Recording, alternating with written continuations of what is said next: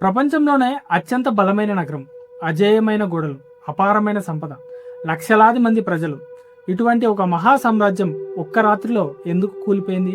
అది కేవలం సైనిక పరాజయమా, లేక దేవుని తీర్పా? బబులోన్ రాజు చేసిన ఒక పని, ఒక విందులో జరిగిన ఒక సంఘటన, ఆ రాత్రే రహస్యమైన చేయి గోడపై కొన్ని మాటలు రాసింది.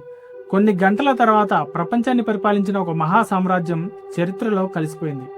ఈరోజు మనం బబులోను సామ్రాజ్యం పతనం వెనుక ఉన్న చారిత్రక నిజాలు, బైబిల్లో దాగి ఉన్న హెచ్చరిక మరియు దేవుని ఆలయంలోని పాత్రలను ముట్టుకుంటే ఏం జరిగిందో ఈరోజు వీడియోలో మనం తెలుసుకుందాం. Welcome to Kumar Bible study. మీరు కనుక మొట్టమొదటిసారి మా ఛానల్కి వస్తే దయచేసి మా ఛానల్ సబ్స్క్రైబ్ చేసుకోండి. ఇలాంటి విలువైన వీడియోలు మిస్ కాకుండా ఉండడానికి ఒక లైక్ కూడా చేయండి. ఇంకా మనం లేట్ చేయకుండా వీడియోలోకి వెళ్ళిపోదాం. క్రీస్తు పూర్వం 6వ శతాబ్దంలో భూమిపై అత్యంత శక్తివంతమైన నగరం బబులోను.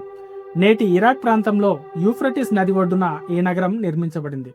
నగరాన్ని చుట్టుముట్టిన గోడలు చాలా మందంగా ఉండేవి. వాటి మీద 2 రథాలు పక్కపక్కనే ప్రయాణించగలిగేవని పురాతన రచయితలు పేర్కొన్నారు. నగరంలో బంగారు ఆలయాలు, భారీ రాజభవనాలు, ప్రపంచం నలుమూలల నుంచి వచ్చిన వ్యాపారులు ఉండేవాళ్ళు. అందుకే చాలామంది బబులోను సామ్రాజ్యాన్ని ప్రపంచ రాజధానిగా భావించేవారు. శత్రువులు బయట ఉన్నా సరే నగరంలో ఉన్నవారు ఎవరు భయపడేది లేదు. ఎందుకంటే వారి నమ్మకం ఒకటే, మా నగరాన్ని ఎవరు జయించలేరు. బబులోను పతనానికి ప్రధాన కారణం 2వ నెబుకద్నెజరు. అతను అత్యంత శక్తివంతమైన రాజు. అతని సైన్యాలు అనేక దేశాలను జయించాయి. యెరూషలేంను కూడా అతడే ధ్వంసం చేశాడు. సొలొమోను ఆలయాన్ని కూల్చివేసి అనేక మంది యూదులను బబులోనుకు బందీలుగా తీసుకుని వచ్చాడు. అతని కాలంలో బబులోను ప్రపంచంలోనే అత్యంత శక్తివంతమైన సామ్రాజ్యంగా ఎదిగింది. కానీ అతని మరణం తర్వాత పరిస్థితి మారడం ప్రారంభమైంది. నెబుకద్నెజర్ మరణించిన తర్వాత రాజ్యాధికారం కోసం అంతర్గత పోరాటాలు మొదలయ్యాయి. చివరకు అతని కుమారుడైన బెల్షస్సరు సింహాసనాన్ని అధిష్ఠించాడు. కానీ అతని నిర్ణయాలు ప్రజలకు అస్సలు నచ్చలేదు. దాదాపుగా ఒక 10 సంవత్సరాలు రాజధానిని వదిలి దూర ప్రాంతంలో నివసించాడు. ప్రజలు చాలా అసంతృప్తిగా ఉన్నారు. ఇదే సమయంలో తూర్పులో ఒక కొత్త శక్తి ఎదుగుతోంది. పర్షియా దేశానికి చెందిన రాజు పేరు కోరెషు. అతను ఒక సాధారణ రాజు కాదు, అతను ఒక వ్యూహకర్త. ఒకదాని తర్వాత ఒకటి రాజ్యాలను జయిస్తూ పర్షియన్ సామ్రాజ్యాన్ని విస్తరించాడు. అతని ప్రత్యేకత ఏమిటంటే ఓడిపోయిన ప్రజలను పూర్తిగా నాశనం చేయకుండా వారిని తన సామ్రాజ్యంలో కలుపుకునేవాడు. ఈ విధానం వల్ల అనేక ప్రాంతాలు స్వచ్ఛందంగా అతనికి మద్దతు ఇవ్వడం ప్రారంభించాయి. క్రీస్తుపూర్వం 539లో కోరెషు బబులోను వైపుకు కదిలాడు. అప్పటికే బబులోనులో అసంతృప్తి పెరిగిపోయింది. కొంతమంది అధికారులు కూడా రహస్యంగా కోరెషుకు సహాయం చేశారు. పర్షియన్ సైన్యం బబులోను సమీపానికి చేరుకుంది. బబులోనీయులు తమ గోడలపై పూర్తి నమ్మకం పెట్టుకున్నారు. ఎవరు కూడా తమ నగరాన్ని జయించలేరని వారు భావించారు. అదే వారి అతిపెద్ద పొరపాటు. అదే సమయంలో రాజైన బెల్షస్సరు తన దగ్గర ఉన్న 1000 మంది అధికారులతో కలిసి ఒక భారీ విందు ఏర్పాటు చేశాడు. వేలాది మంది అధికారులు, ప్రభువులు అందరూ రాజభవనంలో ఆనందంగా గడుపుతున్నారు. కానీ ఆ రాత్రి బెల్షస్సరు ఒక ఘోరమైన తప్పు చేశాడు. సంవత్సరం క్రితం తన తండ్రి అయిన నెబుకద్నెజరు యెరూషలేం దేవాలయాన్ని ధ్వంసం చేసినప్పుడు ఆ దేవాలయంలోని అతి పరిశుద్ధ స్థలంలో ఉన్న బంగారు మరియు వెండి పాత్రలను బబులోనుకు తీసుకుని వచ్చాడు. ఆ పాత్రలు సాధారణ పాత్రలు కావు. అవి దేవుని ఆలయంలో అతి పరిశుద్ధ స్థలంలో మాత్రమే ఉపయోగించబడేవి. కానీ బెల్షస్సరు మద్యం మత్తులో ఒక ఆజ్ఞ ఇచ్చాడు, ఆ పాత్రలను తీసుకుని రండి. సేవకులు వెంటనే ఆ పాత్రలను తీసుకుని వచ్చారు. రాజు, అతని భార్యలు, అధికారులు అందరూ ఆ పాత్రల్లో మద్యం పోసుకొని తాగడం ప్రారంభించారు.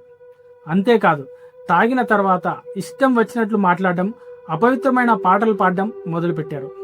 అది కేవలం ఒక విందు కాదు, దేవుని పరిశుద్ధతను అవమానించిన క్షణం. అప్పుడే అకస్మాత్తుగా ఒక ఆశ్చర్యకరమైన సంఘటన జరిగింది. రాజభవనం గోడపై ఒక చేతివేళ్లు కనిపించాయి. అవి గోడపై కొన్ని మాటలను రాయడం ప్రారంభించాయి. విందు ఒక్కసారిగా నిశ్శబ్దంగా మారిపోయింది. రాజు ముఖం పాలిపోయింది. అతని కాళ్ళు, చేతులు గజగజ వణికాయి. ఎవరూ ఆ రాతను అర్థం చేసుకోలేకపోయారు. రాయబడిన దానికి అర్థమేమిటో రాజభవనంలోని తెలివిగల మంత్రులు, జ్ఞానులు ఎవ్వరూ చెప్పలేకపోయారు. అప్పుడు దానియేలును పిలిపించారు. దానియేలు రాజుతో ఈ విధంగా చెప్పాడు, నీవు దేవుని మహిమను తెలుసుకొని కూడా వినయంగా ఉండలేదు. ఆయన ఆలయ పాత్రలను అపవిత్రం చేశావు. కాబట్టి దేవుడు నీ రాజ్యానికి తీర్పు తీర్చాడు అని చెప్పి ఆ రాత యొక్క అర్థం చెప్పాడు. మెనే మెనే టెకెల్ ఉఫార్సిన్. మెనే, నీ రాజ్యపు లెక్కలు లెక్కించబడ్డాయి. టెకెల్, నీవు తూకంలో తూచబడి తక్కువగా కనిపించావు. ఉఫార్సిన్, నీ రాజ్యం విభాగించబడి మాదీయులకు పారసీయులకు ఇవ్వబడుతుంది. అదే రాత్రి దానియేలు మాటలు ముగిసిన కొద్ది గంటలకే బయట ఒక గొప్ప సంఘటన జరిగింది. పర్షియన్ రాజు కోరేసు సైన్యం నగరంలోనికి ప్రవేశించింది. బబులోను ప్రజలు ఇంకా విందులోనే ఉన్నారు. నగర ద్వారాలు భద్రంగా ఉన్నాయని వాళ్ళు భావించారు. కానీ పర్షియన్లు తెలివిగా యూఫ్రటిస్ నదీ ప్రవాహాన్ని మళ్లించి నీటి మట్టాన్ని తగ్గించి నదీ మార్గం ద్వారా నగరంలోకి ప్రవేశించారు. రాత్రికి రాత్రే బబులోను వారి చేతుల్లోకి వెళ్లిపోయింది. బైబిల్ చెప్పినట్లుగానే అదే రాత్రి రాజైన బెల్షస్సరు మరణించాడు. బబులోను జయించిన తర్వాత కోరేషు ఇతర రాజుల్లాగా ప్రవర్తించలేదు. అతను నగరాన్ని ధ్వంసం చేయలేదు, ప్రజలను బానిసలుగా మార్చలేదు. వివిధ జాతులకు తమ స్వదేశాలకు తిరిగి వెళ్లే అవకాశాన్ని కల్పించాడు. యూదులకు యెరూషలేముకు తిరిగి వెళ్లి ఆలయాన్ని పునర్నిర్మించుకునేందుకు అనుమతి ఇచ్చాడు. ఈ కారణంగా బైబిల్లో కోరేష్కు ఒక ప్రత్యేకమైన స్థానం ఉంది. బబులోను పతనం కేవలం ఒక సామ్రాజ్య పతనం కాదు, అది ఒక హెచ్చరిక. శక్తి ఉన్నప్పుడు మనిషి గర్వపడవచ్చు, సంపద ఉన్నప్పుడు తనను అజేయుడుగా భావించవచ్చు. కానీ చరిత్ర చెప్తున్న ఒక సత్యం ఏమిటంటే, గోడలు ఎంత ఎత్తుగా ఉన్నా, సైన్యం ఎంత బలంగా ఉన్నా, దేవుని ముందు గర్వం అనేది నిలబడదు. ఒక రాత్రిలో బబులోను మహాసామ్రాజ్యం కూలిపోయింది. కానీ ఆ రోజు జరిగిన సంఘటన ఈ రోజు వరకు మనల్ని ఒక ప్రశ్న అడుగుతుంది. మన జీవితంలో కూడా బబులోను రాజు వంటి గర్వం మనలో ఏమైనా ఉందా? లేక వినయంతో దేవుని చిత్తాన్ని అనుసరిస్తున్నామా? ఈ ప్రశ్నకు సమాధానాన్ని మీరు కామెంట్లలో తెలియజేయండి. అలాగే మీకు ఈ వీడియో ఎలా అనిపించిందో నాకు కామెంట్ చేసి చెప్పండి. ఒక లైక్ చేయండి, షేర్ చేయండి. మీరు కొత్తగా వచ్చినట్లయితే మా ఛానల్ సబ్స్క్రైబ్ చేసుకోండి. ఇలాంటి విలువైన వీడియోలు మిస్ కాకుండా ఉంటారు.